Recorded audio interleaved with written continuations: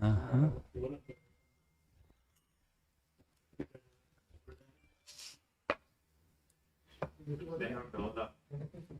Sure.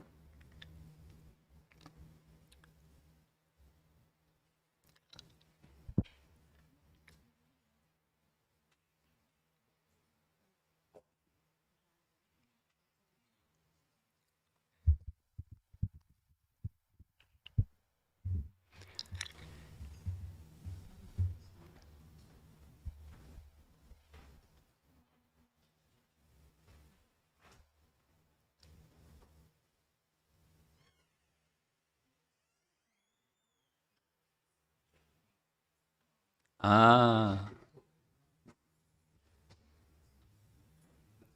I'll play. It's a little different, but it'll work. I don't know how to play it properly, like you play Dolak different than Mridanga. I'll play it like a Mridanga. Whoop. Whoops. Yeah, it's not tuned up. Okay, we'll pretend it's tuned up. Kartals, right? Jaya Radha Madhava Kunjabi Adi Jaya Radha Madhava Kunjabi Jaya Radha Madhava Kunjabi Adi Jaya Radha Madhava Kunjabi Gopi Jana Balabha Girivara Dadi Gopi Jana Balabha Girivara Dadi Gopi Jana Balabha Girivara Dadi Gopi Jana Balabha Girivara Dadi Jasodanandana Brajajanandana Jasodanandana Brajajanandana Jasodanandana Brajajanandana Jasodanandana Brajajanandana Jamunatiravana Jadi Jamuna Tira Vanachadi Jaya Radha Madhava Kunjabi Adi Jaya Radha Madhava Kunjabi Jaya Radha Madhava Kunjabi Adi Jaya Radha Madhava Kunjabi Adi Gopi Jana Balabha Girivara Dadi Gopi Jana Balabha Girivara Dadi Gopi Jana Balabha Girivara Dadi Gopi Jana Balabha Girivara Dadi Jasodanandana Brajajanandana Jasodanandana Brajajanandana Jamunatiravana Chadi Yamanatira Vanachadi Jaya Radha Madhava Kunjabi Adi Jaya Radha Madhava Kunjabi Jaya Radha Madhava Kunjabi Adi Jaya Radha Madhava Kunjabi Jai Om Vishnupad Paramahamsa Hari Vedikacharya Saraswati Srimad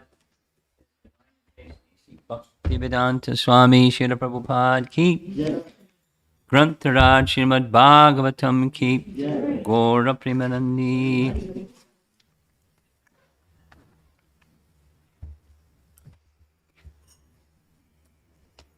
Okay, so our host family, you're familiar with Uddhava Gita? Little bit? Should I give a little background? Background is good, right? Okay. Towards the end, almost at the very end of Krishna's pastimes on earth, Uddhava Gita is spoken. It's like Bhagavad Gita,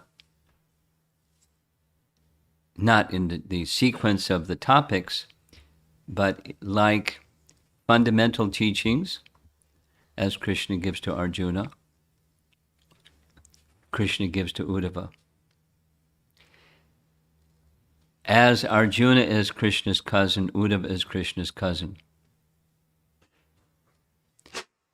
Krishna and Arjuna are cousins because their father, Arjuna's mother, and Krishna's father are brother and sister. Right? Vasudeva and Kunti are brother and sister. But Vasudeva also had a brother. He had several brothers. One of them was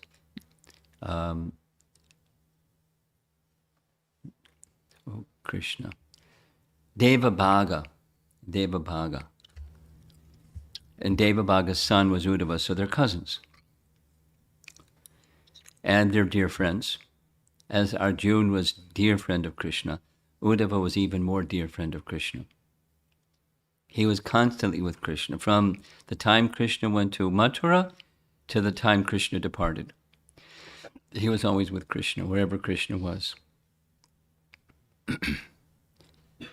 And going back, this is, Uddhava Gita starts with chapter 7 of Canto 11. Canto 7. Chapter 7 of Canto 11. Although it takes place during the period of time that Krishna was in Dwarka. So in chapter 6, a few events happen leading up to Uddhava Gita. The first event that's spoken of in chapter 6 is the Brahmanas curse the members of the Yadu dynasty to die. The curse came because Samba, along with some other boys, were spoofing on the Brahmanas. The Brahmanas had just completed a yagya in Dwarka at the place of Vasudev's arrangement, and then they retired to another place, a sacred place not so far from Dwarka, to gather together and associate for the Brahmanas' Sangha. And while they were together, Samba, one of Krishna's children, dressed in a sari, and his little friends, they came before the Brahmanas, and Samba was looking down, and they wanted to know, he said, this very shy lady, she wants to know whether the child, because there was a lump of iron underneath her sari, or his sari, whether it'll be a boy or a girl. And the Brahmanas knew exactly what they were being spoofed. And they said, that entity under the sari of this lady will be the destruction of the Yadu dynasty for your offense to the Brahmanas. Whoa. So the boys went and told Ugrasena. Ugrasena consulted his ministers. The decision was made, take that lump of iron, grind it into powder, and throw it into the sea. The instruction was followed. They ground it into powder and threw it into the sea, except for one piece wouldn't grind. And that one piece was also thrown into the sea. That one piece was swallowed by a fish. The fish was caught by a fisherman. A hunter bought the fish. When he opened up the fish, he found this piece of iron. With that iron, he used the iron to make the tip of an arrow, which shot Krishna in the heel. Krishna's arrangement for his departure, because you don't get killed by an arrow wound in your heel. But that was Krishna's arrangement. And the rest of the lump of iron washed to the shore in Prabhas, and then so the Yadu dynasty members were cursed by the Brahmanas. Ugrasena hit the decision that he made. Krishna's alone, and the demigods descend and offer prayers and say, you fulfilled your promise. You protected us. You killed the demons. If you wish, you may return to your transcendental abode. And they left. It's still chapter 6 of Canto 11. And then the concluding part of chapter 6, Canto 11, Krishna's alone. Krishna's contemplating that the stage is set for the Yadu dynasty to return back to the spiritual realm. Those who are devas go back to the deva realm. The stage is set. There's just one thing I want to do. I want to instruct Uddhava so that he can, two services. He can take, when I appeared in this world, one of the places I didn't go was Badrinath. I wanted to give association to the followers of Narayana Rishi. I didn't go there. I can give instructions to Uddhava. He can take the instructions. He's got some service. The second is he can travel around and give transcendental knowledge after I've departed. Krishna's just contemplating. And it ends, Uddhava shows up. That's the scene on the screen. And Uddhava knows Krishna's heart. He knows he's going to leave. He knows. So he falls at Krishna's feet, begs Krishna, take me with you. Don't leave me behind.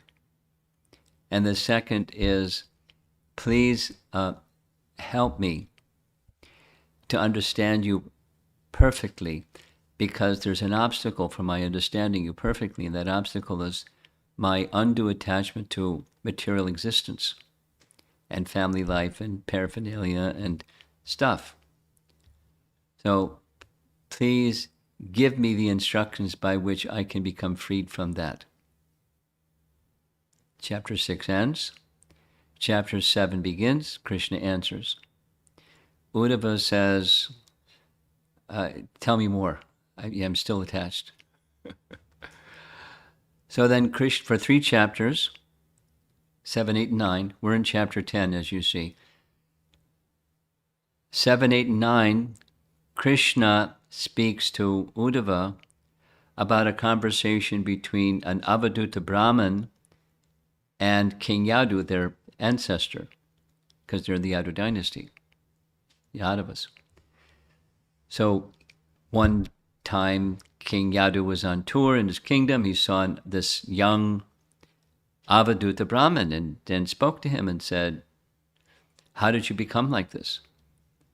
You're young, you're attractive, you have everything going for you, but you're appearing like, you don't care for anything. How did that come about? Detachment is a valued quality So the Avaduta Brahmana speaks to King Yadu, saying, I learned about knowledge and detachment from 24 gurus. And 3 chapters is the 24 gurus. The 24 gurus are ranging from the elements, like the sky and the ocean and wind, and then entities like bumblebees and insects and birds, and then people like a young girl that had bangles and a prostitute, and it's 24 gurus. And from each of those gurus he learned something about the temporary nature of this world and the importance of being attached to the eternal. Knowledge and detachment. It's a whole knowledge of detachment session, like again and again and again and again and again and again and again and again and again, because that was Uddhava's question: how do I become detached? Learn from those who are detached how to become detached. It's not that you have to become an Avaduta Brahman to become detached, but there's principles. And then chapter 10 begins, according to our acharyas. Krishna's going to, in this chapter, explain how to become like that. Not how to become an Avaduta, but how to come to that stage of consciousness where you can see things properly. And then you can act properly because you see things properly, because you're not attached. How is that possible? How is it done? And we're already, as you see, at verse 27. And the earlier verses, Krishna reiterated many of the things that we know from Bhagavad Gita about the soul and the body are different. And then he goes on to say, Krishna goes on to say in 6 verses, this is part of them, Uddhava, don't make the mistake of performance of fruitive activities for the purpose of achieving heaven, because it also is temporary, like the body is temporary. It's just another version of the temporary. Don't pursue the temporary. Detachment requires understanding that which is temporary, and you act responsibly and do the needful, recognizing it's temporary and it's connected to the source of everything, and then act in relation to the source of everything, even as you interact with the temporary. So don't make the mistake of aspiring for heavenly happiness. That's the section, 27 through 30. That's the background. There are 3 verses that are combined in their translation, 27, 28, 29. So I'm going to read translation. If a human being is engaged in sinful, irreligious activities, either because of bad association or because of his failure to control his senses, then such a person will certainly develop a personality full of material desires. He thus becomes miserly towards others, greedy and always anxious to exploit the bodies of women. When the mind is so polluted, one becomes violent and aggressive, and without the authority of Vedic injunctions, slaughters innocent animals for sense gratification. Worshipping ghosts and spirits, the bewildered person falls fully into the grip of unauthorized activities and thus goes to hell, where he receives a material body infected with the darkest modes of nature. In such a degraded body, he unfortunately continues to perform inauspicious activities that greatly increase his future unhappiness, and therefore he again accepts a similar material body. What possible happiness can there be for one who engages in activities inevitably terminating in death? So again, it's knowledge and detachment, knowledge of the temporariness of things that are temporary, and not indulging, because even unintentionally, some mistakes will be made, and one is responsible for mistakes made. So the way that I have prepared this is Bhaktisiddhanta. You know who is Bhaktisiddhanta, right?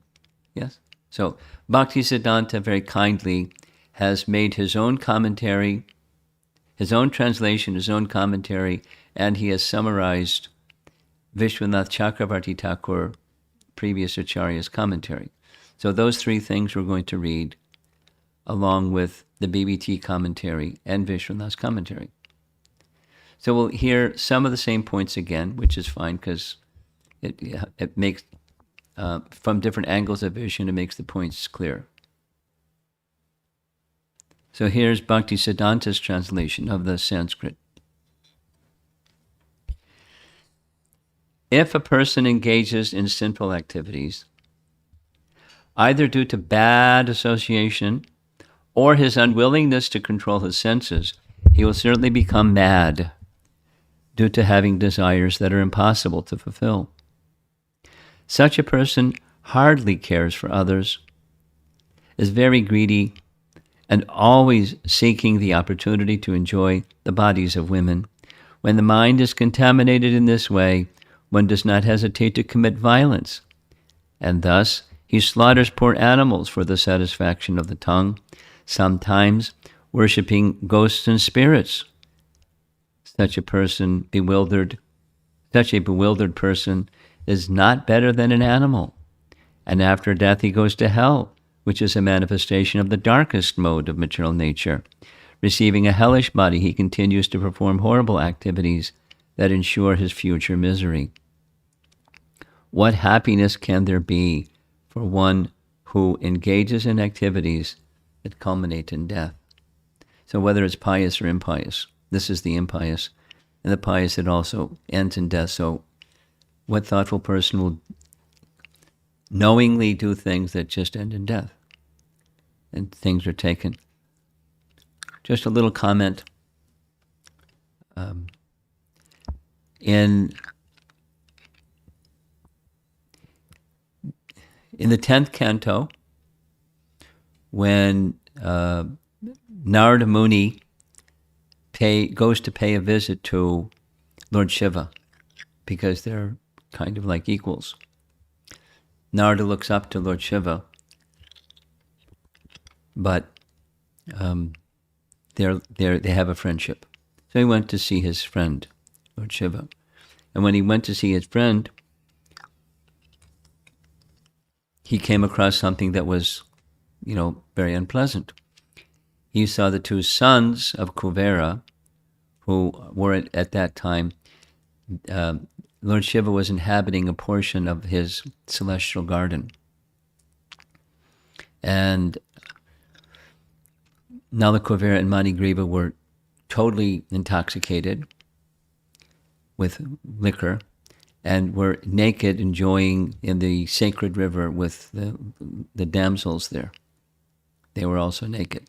And Narada came before them, and the girls covered themselves. Nala Kuvera and Manigriva didn't, because they were intoxicated with pride as well. So then there's this nice, Narada didn't take offense, although it was an offense. What he was considering is, how have these two become so degraded? And when one becomes so degraded, particularly degraded by pride, then one can do any violent thing, similar to here, any violent thing. And there's a whole discussion by Narada, a contemplation, including animal killing.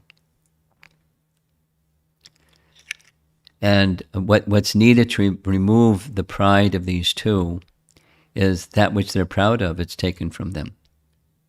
Not like, I'm going to get them. It's just, he wanted their upliftment. Then the upliftment meant they're too intoxicated with the wealth of Kuvera, their position of being sons of Kuvera, who is very dear to Lord Shiva, and they're intoxicated externally. And it can go in any direction of including cruelty and violence to others. Specifically, he mentions animal killing, and think nothing of it. Now that's during Krishna's pastimes, or just before Krishna's pastimes, because they became trees in the courtyard of Nanda Maharaj. But that's the present situation. Without even thinking about it, no problem. And if you try to get somebody to think about it, it's hard to get them to think about it. I mean, some people can think about it and do a course correction.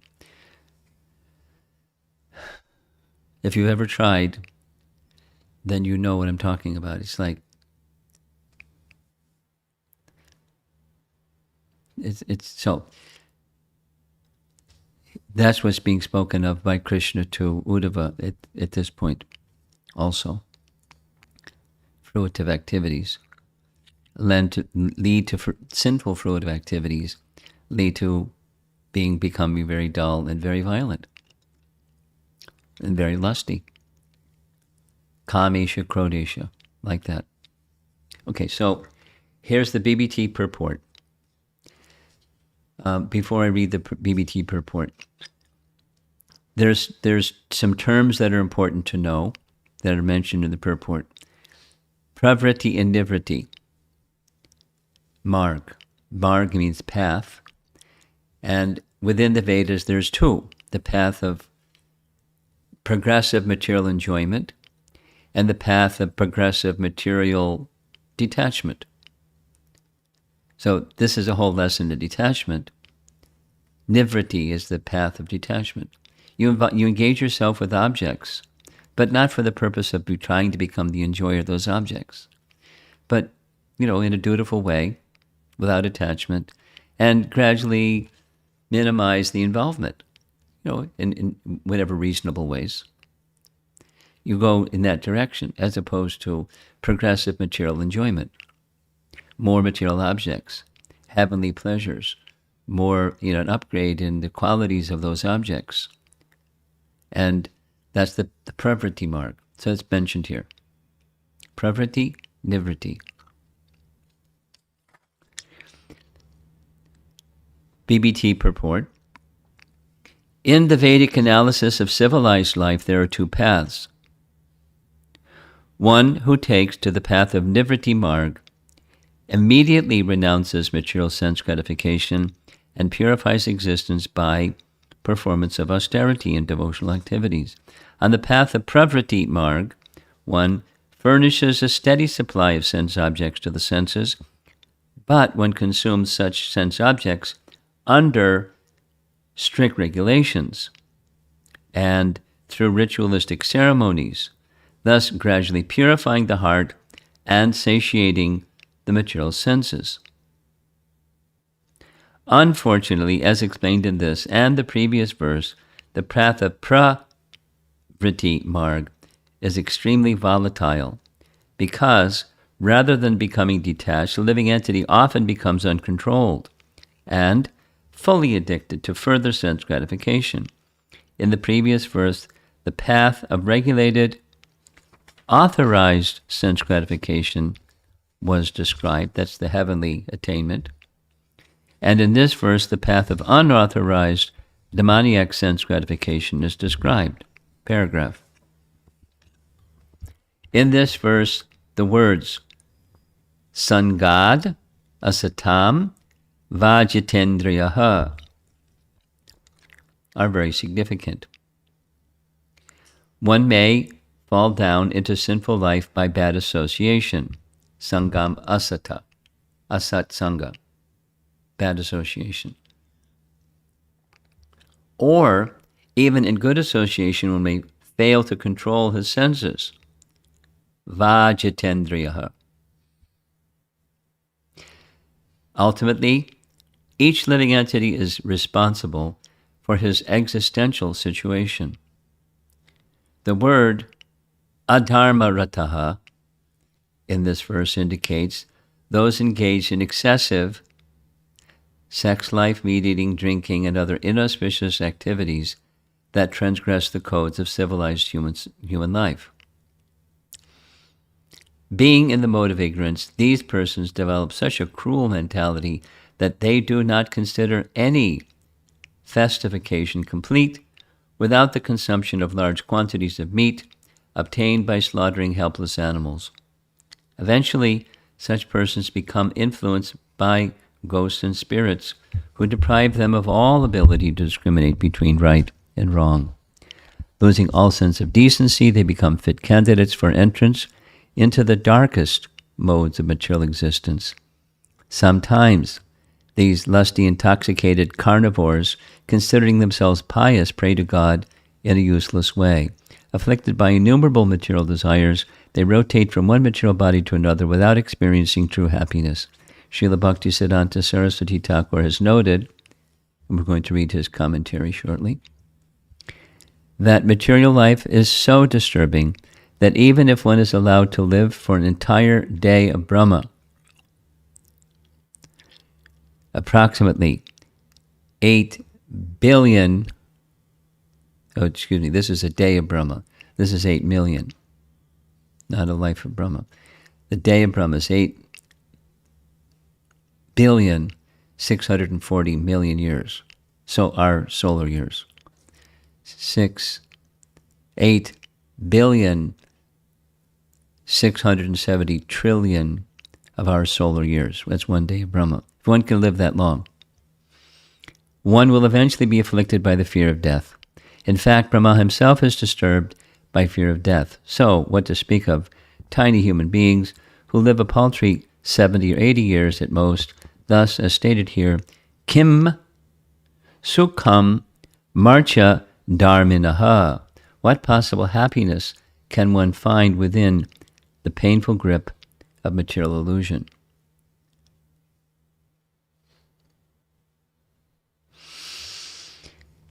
And here is Bhaktisiddhanta's purport.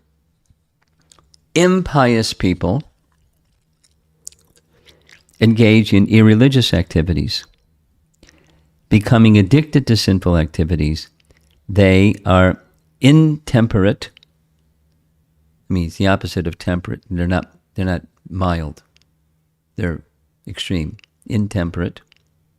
Lusty, miserly, greedy, henpecked, and violent, either due to the association of other sinful people or due to being unable to control their senses. Paragraph.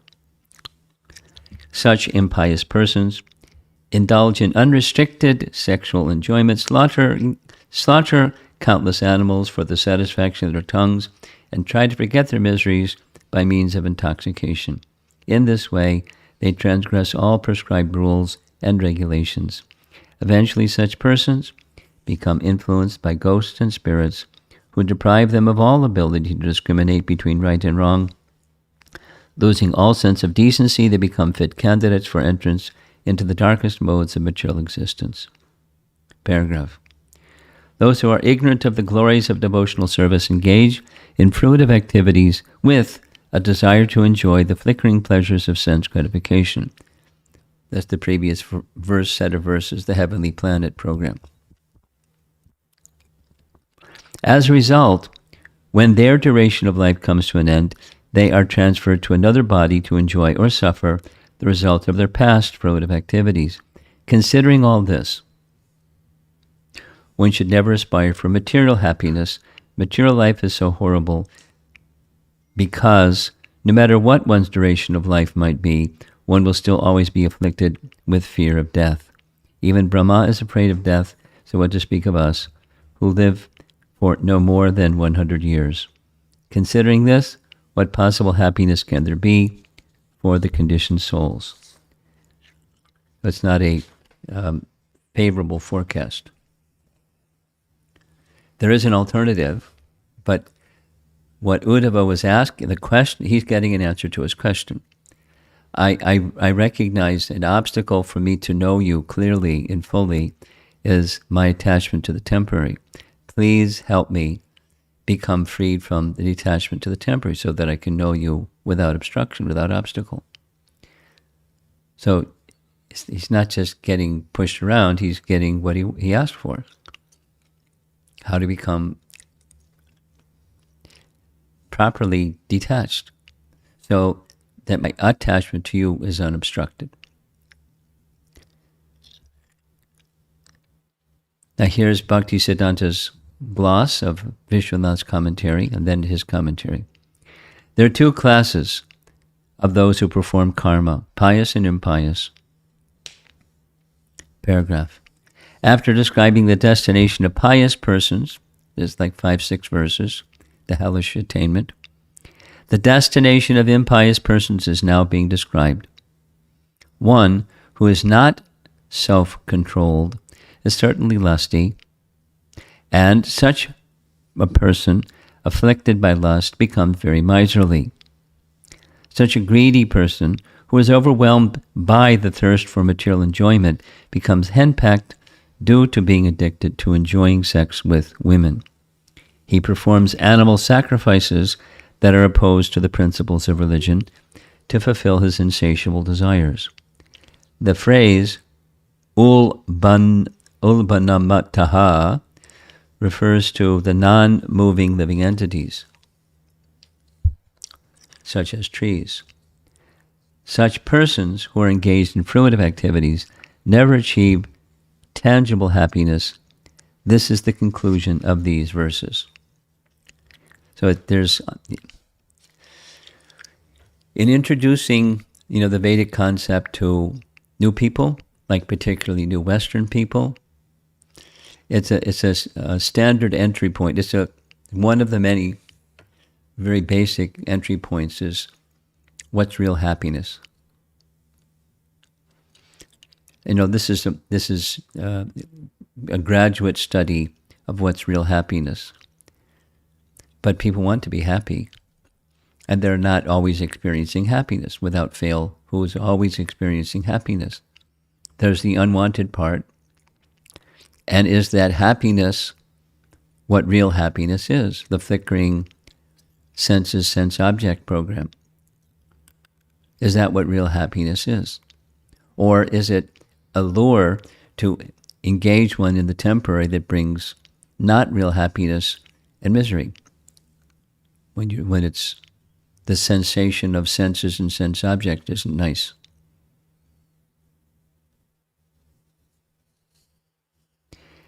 Here's Vishwanath's commentary. There are two types of people qualified for action: the religious and the sinful. The destination of the religious has been described. The destination of the sinful is now described. The word va indicates that some people by their nature cannot control their senses. Because they're full of desires, they become miserable and then overcome by thirst for enjoyment. They indulge in women and for that purpose commit violence to other beings. They kill animals against the rules. It is said, this is from Shrota Sutra, one should worship by offering sacrificed victims to inflict injury on others. Apparently this is a portion of the Vedas that deals with, getting back. Anyway, how to harm your enemy. There's like what Shringi did, that mantra that would bring a snake bird that would kill Maharishi Parikshit. That's from that section of the Vedas. There's everything. The Vedas is a desire tree, including stuff like this. So anyway, they end up in the worst darkness as plants. Verse 29 summarizes, there is no happiness in performing karmas. So that's verse 29, 27, 28, 29. Here's one devotee, a teenager in Houston. Maybe by now she's in her early 20s. But in any case, she did some illustrations. So, what's going on the right side, what's going on the left side are contrasting pictures. The left side is the course of destruction. If you look closely, it's all kinds of fires and, horrible scenes, people falling from windows, and there's helicopters jet planes up above. Down below, there's a helicopter dropping stuff on people. Then there's, in the middle, that's two pilgrims with their backpacks searching for something. In the middle, I like this painting. I don't know where she gets this artwork. But in the middle, that's like, primitive artwork in geological excavations or something like that. And over on the right, there's kind of, very mode of goodness-y type of scene, agriculture, people on that patio thing over there, they're gathering together, having a meal together, it looks like, at a table. There's some water down there, and there's a little bridge over the water down there. It's just like a very nice scene, kind of like a mode of goodness-y type of scene, and then the other mode over on the left. And there's two people standing on that walkway down, going in that direction is one lady. She looks like she's attracted to what's down there. Over on the left side, there's another lady looking at what's going on over there. So, not a difficult choice. Here's the text that she took this illustration to depict. In the Vedic analysis of civilized life, there are two paths. One who takes to the path of Nivritti Marg immediately renounces material sense gratification and purifies his existence by performance of austerity and devotional activities. On the path of Pravriti Marg, one furnishes a steady supply of sense objects to the senses, but one consumes such objects under strict regulations and through ritualistic ceremonies, thus gradually purifying the heart and satiating the material desires. Unfortunately, as explained in this and the previous verse, the path of Pravriti Marg is extremely volatile because, rather than becoming detached, the living entity often becomes uncontrolled and fully addicted to further sense gratification. And this is about, because the question was raised, how to become detached. Though going the path of enjoyment, regulated religious enjoyment, has its perils. Often one doesn't become detached, as is the intention, but one becomes uncontrolled. And that's a problem. Okay, so I'm going to read just a little bit from text 30, and tomorrow in the late morning session we'll complete it. Text 30. Text 30 is connected to these three, 27, 28, 29. The translation reads, "In all the planetary systems, from the heavenly to the hellish, and for all of the great demigods who live for 1,000 yugas, 1,000 yugas is a day of Brahma, there is fear of me in my form of time. Even Brahma, who possesses the supreme lifespan," and it's a big number. It's taking that number times 1,000 times 2. One day of Brahma, there's also a night of equal duration. And then you take 30 of those days and nights, and that's 1 month times 12 times 1,000. So it's a big number. 311 trillion, 40 billion years. That's the lifespan of Brahma. Is also afraid of me in the form of time. Bhaktisiddhanta's translation, in all the planetary systems, from the heavenly planets down to the hellish planets, even the demigods who live for a kalpa, and even Brahma who lives for two prararthas. Two prararthas is what that large number. So it's his life has two halves. When he's 50, the bell rings, and when he's 100, the bell's over. That makes two prararthas. That's divisions of time. He's afraid of me in my form of time. The BBT purport, short. There are many statements throughout Vedic literature proving that even the great demigods fear the time potency of the Supreme Personality of Godhead. Even in the heavenly planets, there is no relief from the miseries of material life. No conditioned soul can live eternally, as clearly demonstrated by the deaths of Hiranyakashipu and other demons. Since even the demigods fear the time potency of the Personality of Godhead, one may easily conclude that Krishna is the absolute truth and that he is eternally the supreme controller of everything and everyone. Lord Krishna is the only real shelter.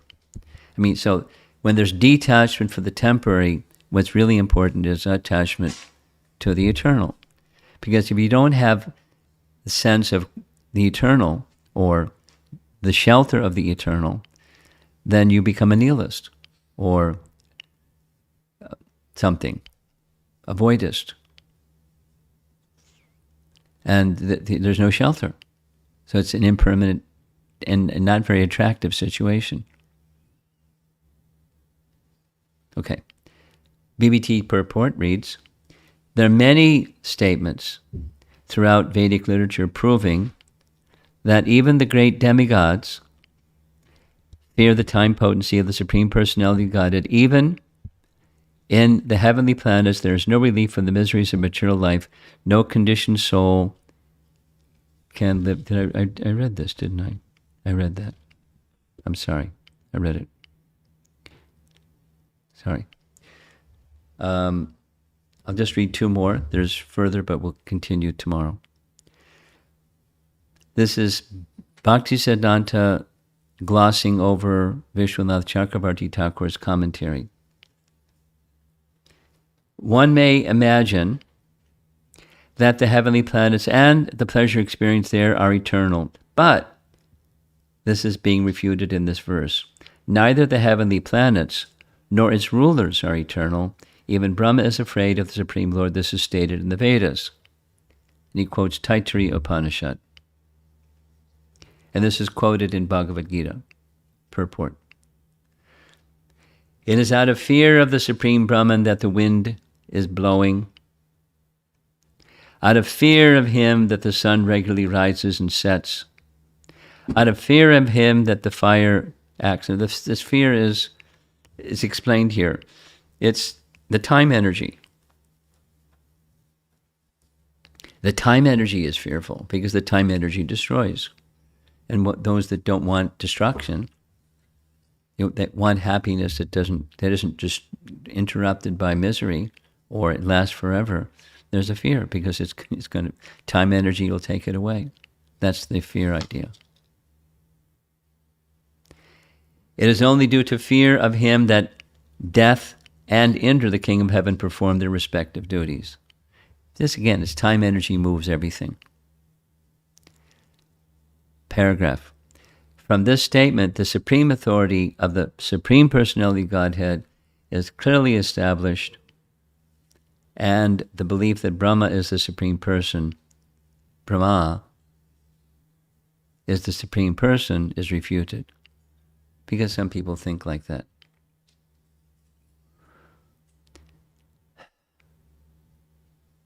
I think I'm going to read one more. Yeah, it's different. This is Jiva Goswami, and just a little background, who is Jiva Goswami? Jiva Goswami is one of the principal followers of Lord Chaitanya. Lord Chaitanya established the chanting of the holy name, and he gave teachings to principal disciples, particularly Rupa and Sanatan Goswami. And their nephew, who was one of the six Goswamis, was Jiva Goswami. Jiva Goswami was a very prolific writer. Prolific means he wrote 400,000 verses in Sanskrit, and very, very profound verses. I mean, just like, how long is Mahabharata? 100,000 verses, right? And Bhagavatam is 18,000 verses. And Bhagavad Gita is how many? 700? 700 verses. So it's like he wrote 3 Mahabharats and, several Bhagavatams and a few Bhagavad Gitas and some other books. One man. Not so long ago. 400 and whatever it was, 450 years ago. So one of his compositions is a 6-part exposition on Srimad Bhagavatam, and we're reading from one of those 6 on Bhagavat Sandarbha. Who is Bhagavan? How to understand? What are the truths about Bhagavan? We're reading from one section from there. It makes reference to this verse that we just discussed. This is Bhagavad Sandarbha, Anuchhed 81, starts with a reference from Padma Purana, Uttarakhanda. Quote, "The spiritual worlds are unlimited in number. They are all Shuddha Sattva, filled with spiritual bliss, eternal without change, and devoid of low passions.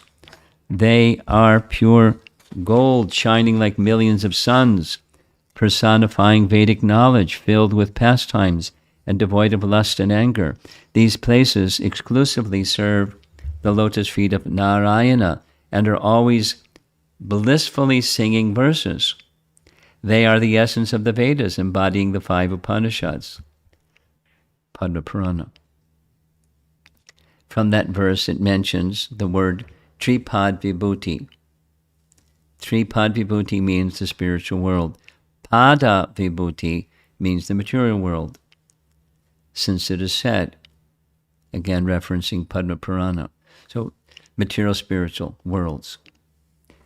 Quote, "The spiritual realm is spread over 3 parts. One part is this world, that's Tripad and Pada. That makes 4 parts, 4 quarters. The 3-part spiritual world is eternal. The power of one part is temporary. The eternal form of the Supreme Lord is situated in that glorious place. That form of the Lord is without decay, eternal, full of pastimes, eternally young, eternally enjoying, and surrounded by Shri, Bhu, and Ishwari. Padma Purana. According to this idea of Tripad Vibhuti, there is a statement in the 2nd canto that helps. We should understand the 2nd canto verse from this Padma Purana verse, which says, 2.6.18, "O Brahmana, he is the Lord of spiritual bliss, fearlessness, beyond material existence, because he surpasses material happiness. The power of the Supreme Lord is unlimited." I'm going to go forward. He's giving a lot of detail. It's Bhagavat Sandarbha. Who is Bhagavan and what's the abode of Bhagavan? And so he's giving scriptural references, which it's interesting if you're scholarly, and it's going to be a little time consuming, so I'm going to just fast forward. The reference places that he's going to are Canto 2, Chapter 9. In Canto 2, Chapter 9, that's where the 4 essential verses of the Bhagavatam are found, starting with verse 31 through 34, 30 through 33. So this is verses preceding that. It's describing Vaikuntha. As the Padma Purana, so also the Bhagavatam is describing Vaikuntha, and in Vaikuntha, that's where Bhagavan resides. So it's going to lead up to, through the different Anushades, it's going to lead up to Bhagavan speaks to Brahma. And in short, because I'm not going to go through it, it's very carefully done, but taking these verses, there are elements of Vaikuntha that are revealed in those earlier verses of chapter 9, canto 2, that make it clear it's eternal and it's quite distinct from this temporary place. Now, the chronology of this description is before Brahma creates. After this description, Brahma gets his realization of Vishnu, and then he creates. But it's making a very clear distinction between the two, which is the topic of these verses. Don't go for the temporary. You deal with it, but deal with it not just in the mood of becoming a gradual enjoyer of the temporary, because little slips and you're in the soup again. But rather deal with it in a matter of detachment from it. Make offerings to the Supreme by offering those objects through devotional consciousness. That's the answer to Uddhava's question. And then you'll become a realizer of Bhagavan. That's what this little section is about. And we'll continue tomorrow, because we're not done with that text 30. There's one more image. And here we go. Illustrating text 30. One may easily conclude that Krishna is the absolute truth and that he is eternally the supreme controller of everything and everyone. Lord Krishna is the only real shelter. As you know, the image that she chose is the Govardhan Lila, and Krishna is showing his supremacy above Indra for sure, but he's also showing lots of affection for his dear devotees in Vrindavan.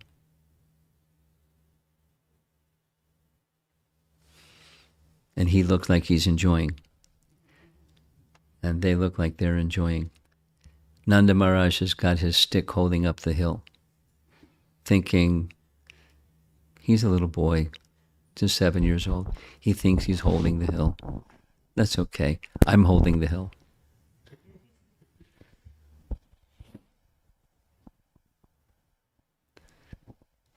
So that's the loving nature of Krishna, the shelter, the only real shelter. That's detachment is meant to bring one to the position of attachment to Krishna. Otherwise, detachment is restless, insubstantial.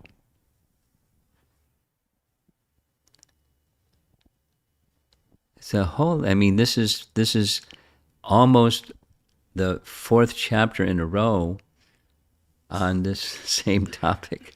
Must be an important topic. How to become exclusively attached to Krishna in Krishna's shelter. That some recognizing what the nature of the temporary is important, and acting accordingly. So let's see if there's some discussion. We hopefully have our microphone problem straightened out. Even having some portable microphone problems. You like to speak something? Okay, can you speak into the microphone, because we have some remote people? If you can just lower your mask while you speak, that would be good, so we can hear you better.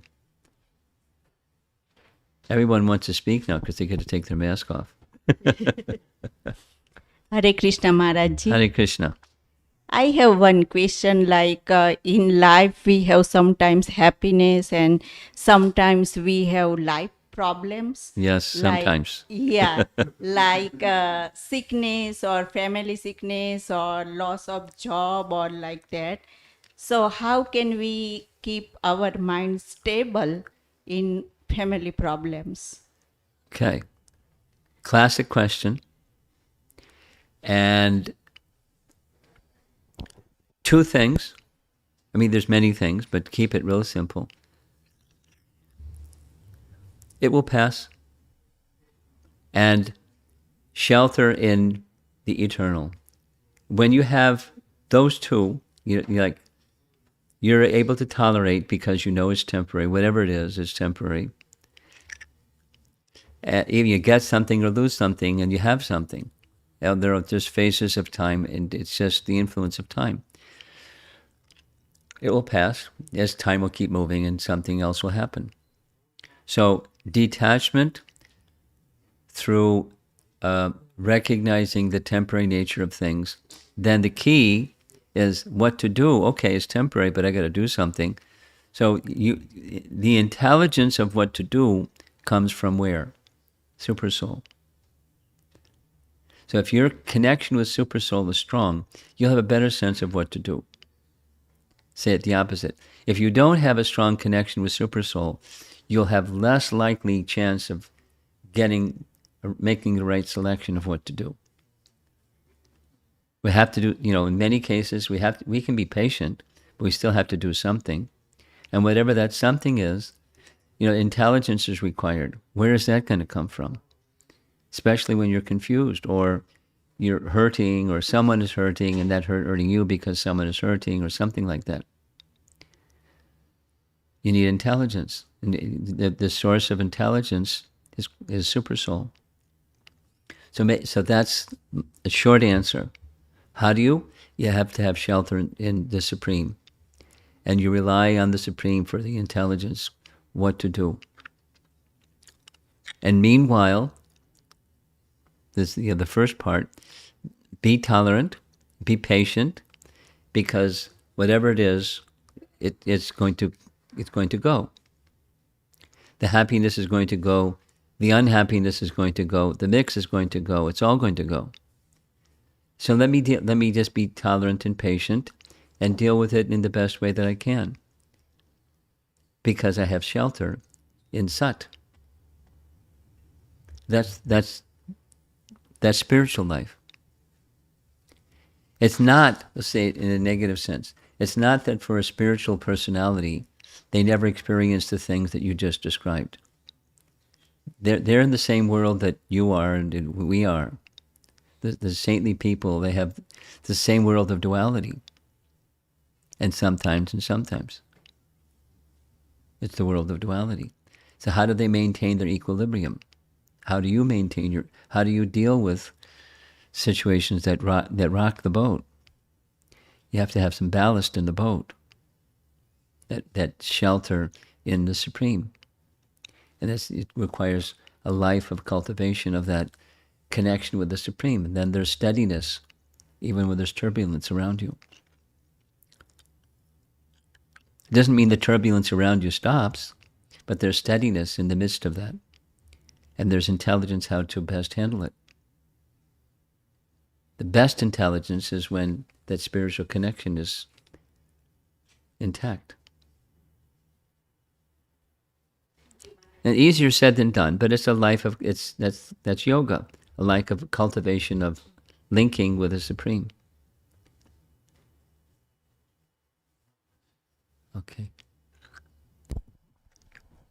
Hare Krishna Maharaj. You get to remove your mask so we can hear you better. And, Hare Krishna and the Maharaj. people online. Remember, there's people sorry. online. There is no happiness in performing karma. So I assume that there are people who perform both kind of karmas. Good karmas, and the other side of their life is bad karma. Yes. So they still get happiness or they won't get the happiness. What's the question? Is it what? There is no happiness in performing karma, you say. So there are people perform both kind of karmas. Okay. Bad karmas and good karmas. Yeah. So do they get happiness performing good karmas? Well, so this is the question I was raising before, which is, what's real happiness? And by definition, the Bhagavatam defines, I'll say it two different ways. The Bhagavatam defines that which is substantial or sat is that which is isn't temporary. Or that which is asat is that which is temporary. So the happiness of pious activity and the fruits of pious activity is temporary. So it looks like, it may temporarily feel like, but it's not. There's no substance there.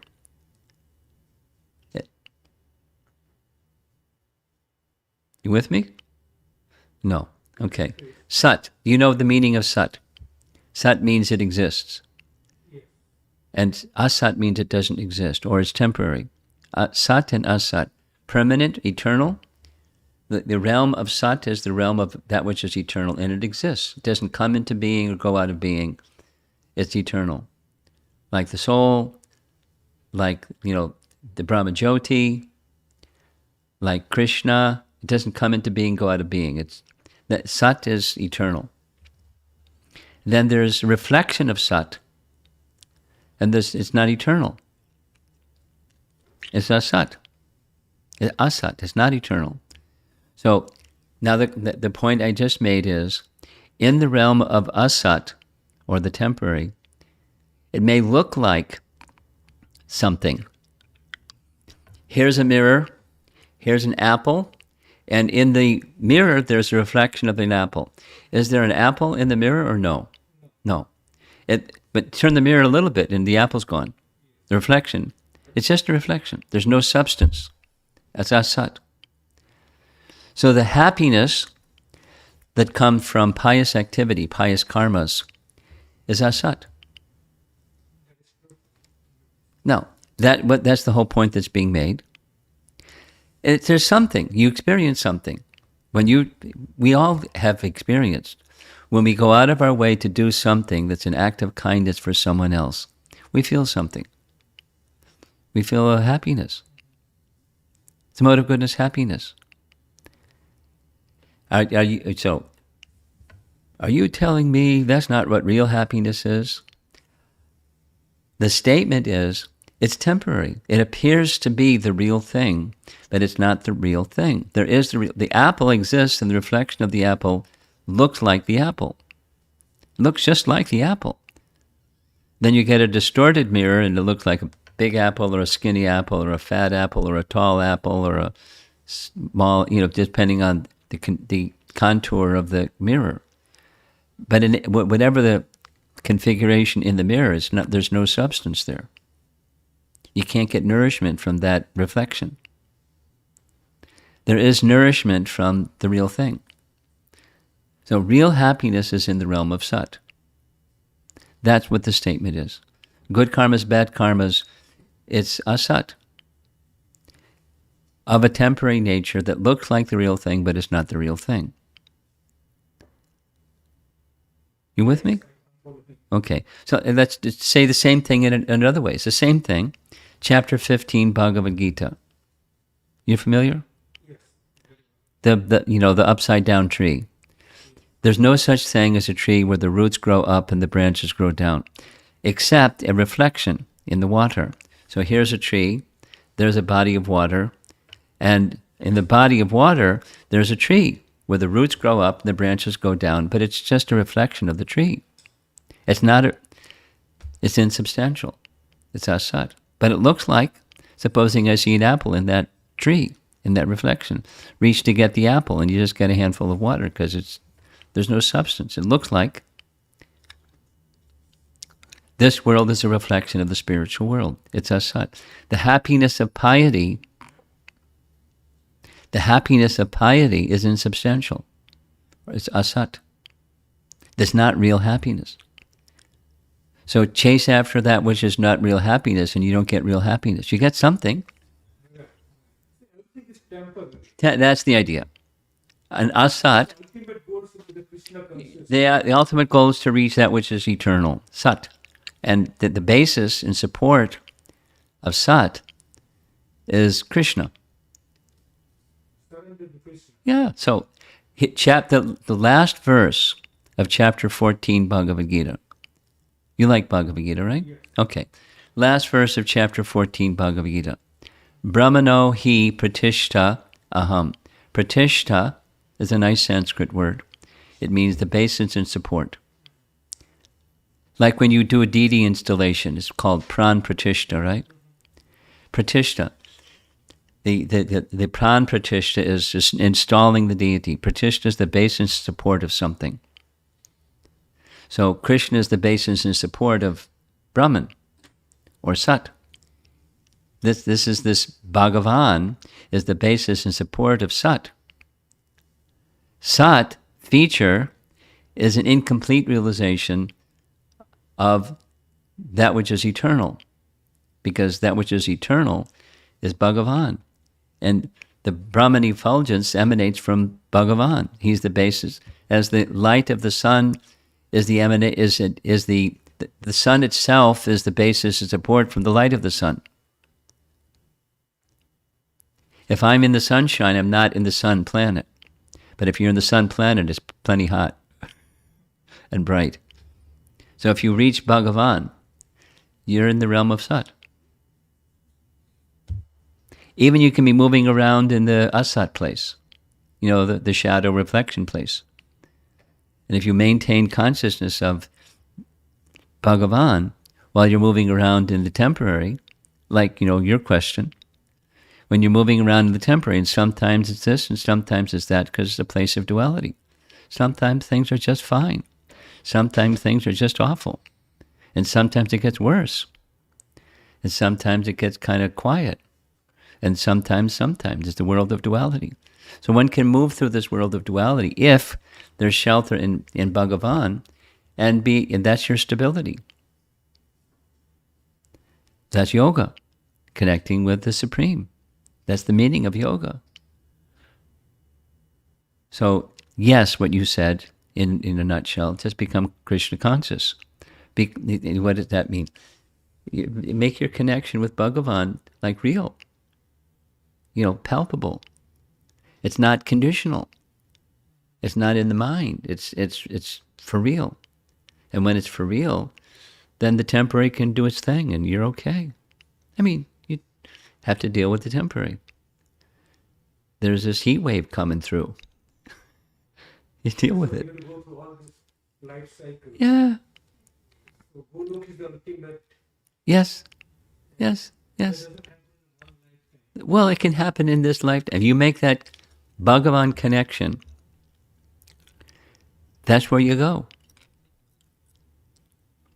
In this one lifetime. Not just you have to wait, cross your fingers, and hope you go to the good place. You can be conscious of Bhagavan, lickety-split. There's no material disqualification or material qualification. It's a spiritual experience or a spiritual exercise. And the obstacle is our attachment to the temporary, trying to be the enjoyers of the temporary, the good and the bad, and the mix. And in our comfort zone, like, I'm okay. Or I just got to be pious so I can get more enjoyment instead of temporary enjoyment, instead of the temporary suffering. Some people, that's their program. And it's still temporary. And it's not what real happiness is. It's not Sat yet. Okay? Anyone else?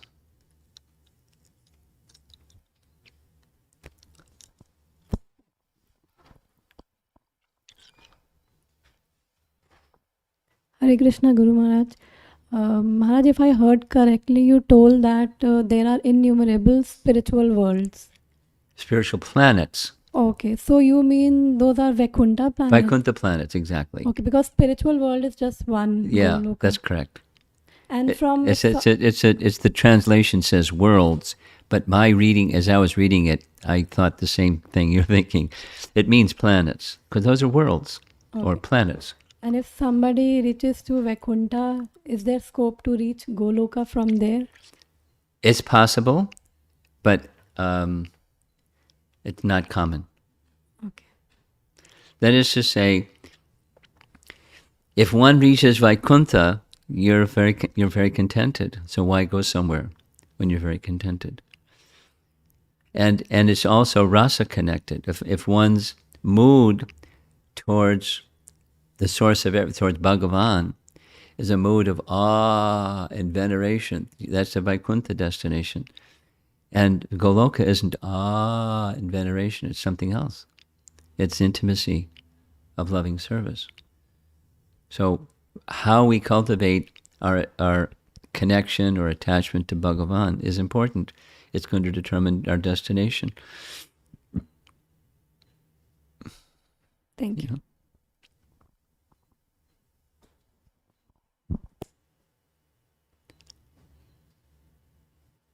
Online. Yes? There is one question One. Okay. online, and I have one question, madam. Just a quick. Go online. This is from Alisa Ishrani. Many sinful activities we have performed in previous lives. The cloud of that sins reminds us. The cloud of what? That sins. That sins. The sins. Sins. Reminds as we try and progress, the cloud does not fade like stink in alcohol bottle linkers. What activities should we do? I couldn't follow. Are you, is the button on? Is the volume on? Yes, ma'am. Okay. Try Can again. repeat. Okay. There's sins that cloud. And then what's? So the question is, as we try and progress, the cloud of sin does not fade like stink in alcohol bottle linkers. What? That's what it's written. Could you say it in a language that I can understand? What is your question? Paraphrase your question. Okay. So she's kind of want to know lot of sinful activities that we did in our previous lives, right? So how can we Overcome them? overcome and progress that cloud of all Okay. the things? Okay.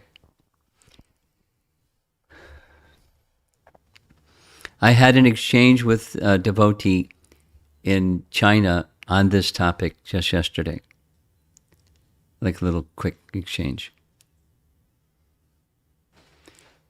The nature of the power of bhakti, the nature of bhakti and the power of bhakti is that it can at once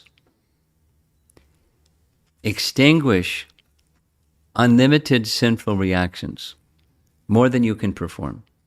Bhakti has that power. So the cloud, back to her question, the cloud of sinful activities can be at once dissipated by bhakti, and specifically even calling of the names of the Lord, even if it's unintentional, like a Jamula's calling for his son. He happened to name his son, Super Soul gave him that inspiration to name his son Narayana.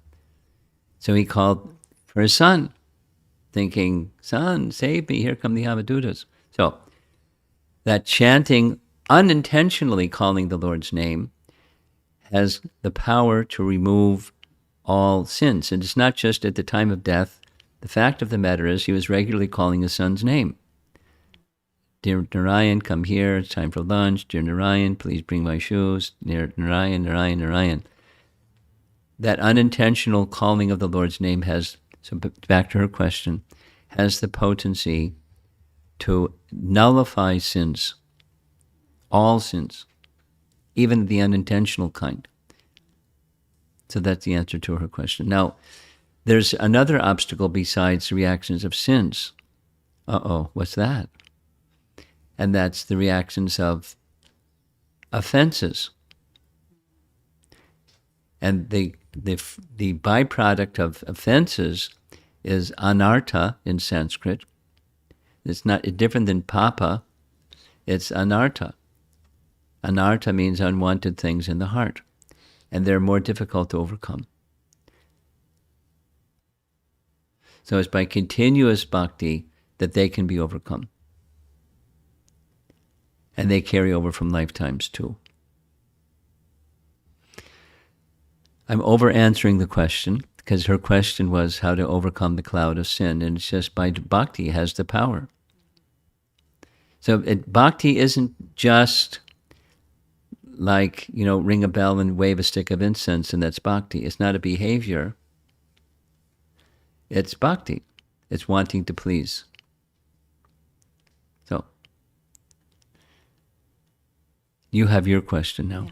Just a quick question, Maharaj. We talked about the fear, right? Fear. Yeah. So, and also the good and bad fear. So, my question is, so it is okay to have good fear? Well, yeah. I mean, it depends on what you understand good fear to be. But yeah, sure. Okay. It's good to be fearless too. So, Prahlad Maharaj says, for example, my fear is unwholesome association. Because through unwholesome association, my remembrance of you can be blocked. So I don't want unwholesome association. Now, that's a little challenging because in this world there's lots of unwholesome association. But that's something to be wary of. Anything further?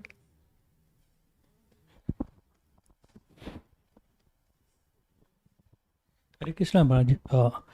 I have a question about the attachment with the sensual objects, like food, so I mean, I'm doing devotion, but sometimes I feel that the attachment for the food same is as like I was 16. Still, even though I'm doing a lot of bhakti and all kind of things, the same attachment. So there is nothing changed. So sometimes I'm thinking that why? I mean, nothing change happened. Just same, see the food is I'm not clear on what your question is. Are you speaking about attachment to the fruits? food. Food. Food. Food. Oh, I thought you said fruits. No, food. Food. Okay. You have attachment for food. Yeah. So you want to know how to get beyond attachment to food. That's your Same question? thing, yeah. Even though doing this bhakti, I couldn't see any changes that, I don't want much, kind of some kind of detachment, 60% eat, I am fine. But still, I always more. More.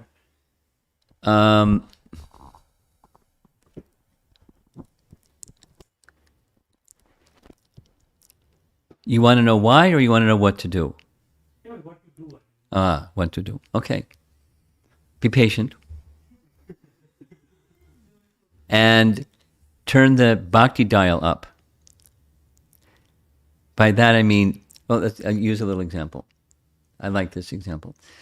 The goal, supposing the goal is to prepare some rice, and A or B, you make the flame, put the rice in the pot, a little bit of salt in the water, put it on the flame. That's A. B, you put the flame about 6 feet above the flame. Which is going to cook faster? Right next to the flame, right? So maybe your bhakti is a little distant from the activities of bhakti, are a little bit distant from the flame. What's the flame? What do you mean, this flame? What's that? It's specifically, it's the desire to please Krishna. That's what bhakti is. Anukulyena Krishna Anushilanam. That's what the flame is. What's that? Let my act of eating, and supposing I'm struggling with the act of eating, so then you take other things that you do and dedicate those other things for the pleasure of Krishna. That's Rishikena, Rishikesha, Sevanam. You know Rishikesh, the master of Rishikesha, master of the senses. Let the senses be used for the pleasure in service to the master of the senses. So take some other areas of your life and do those for the pleasure of Krishna. And then you apply that for the pleasure of Krishna principle, the bhakti principle, to your eating. Do that for the pleasure of Krishna. You do your physical therapy. You know physical therapy, right? 30 of those and 20 of those so many times a day. When you have a good therapist, things get normalized again. Like with physical therapy, you do some bhakti therapy, some practice, some consciousness investment in Let me do this for Krishna, whatever that is. Brush your teeth for Krishna, drive your car for Krishna. You know, yad karoshi yadasnasi yad jahosi dadasi yat. Your friend likes Bhagavad Gita, he'll tell you that verse. You know, you do whatever you do for Krishna. So and then you apply that for Krishna principle to your eating. And that's bringing the pot closer to the flame. And the rice is going to cook faster. Instead of, so many years. It may eventually cook. It'll take, because you got the flame, got the rice and the water in the pot. It can take a while. So be patient, but then bring the pot closer to the flame. Do that which is meant for the pleasure of Krishna in the consciousness of for the pleasure of Krishna. The bhakti principle gets stronger and the elevation of consciousness will happen more quickly. But gradually. Maybe too gradually. But that's how bhakti grows. And you're asking the question as part of the bhakti growing. Because otherwise you could just go on doing a mechanical way and bhakti doesn't grow as it could, as you want. So the inquisitive spirit helps bhakti to grow. And, going back to the question earlier, the intelligence from Krishna will be supplied. If you want to, Krishna will give the intelligence to. Come to him. Okay? Hare Krishna. I think we're done. Thank you very much. Wait. Lal Gopal wants to make an announcement. You're going to make the announcement. Okay. Make the announcement. Go ahead. Turn the camera on this young man. Hare Krishna. Thank you very much, Maharaj, for the wonderful sessions you're giving. And this announcement is primarily for ISKCON St. Louis congregation. Speak slowly and clearly. I can make the announcement. The temple is going to open tomorrow. Yay! And there's a concern may have too many people in the temple than social distancing and the city requirements permit. Ooh. So we have to be careful with how many people come during what periods of time. And so Lal Gopal has a plan for that, right? Limiting the numbers to 25. Limiting the numbers to 25. See, I'm speaking slowly and clearly. So how that's going to be monitored, is there a plan how that's going to be monitored? You have what? So we have maintained one tracker, Google Sheet, where devotees can register. Where? The link is sent to everybody, so they knows it. So announcement is that people have registered to both Sundays. So we are requesting make your preference which Sunday you want to attend, because everybody cannot attend both Sundays. So please be considerate and compassionate with others and give opportunity. So register only for one Sunday, because Maharaj is giving class on 20th and the next Sunday as well. So that's a consideration for So that document by which they can register has already been sent out. You know what he's talking about. So register for one of the two, and it's got a 50 maximum for 2 days. So you better register quick. Right now we have over registration, so requesting to reduce. Remove from one of You let him deal with that. I don't know. And it's probably, at least in many cities, the city requirements have been restrictions have been lifted, but not completely. It's not unrestricted. It's still restricted. So it's like probably a city requirement, not just somebody's requirement, given how many square feet, how many people.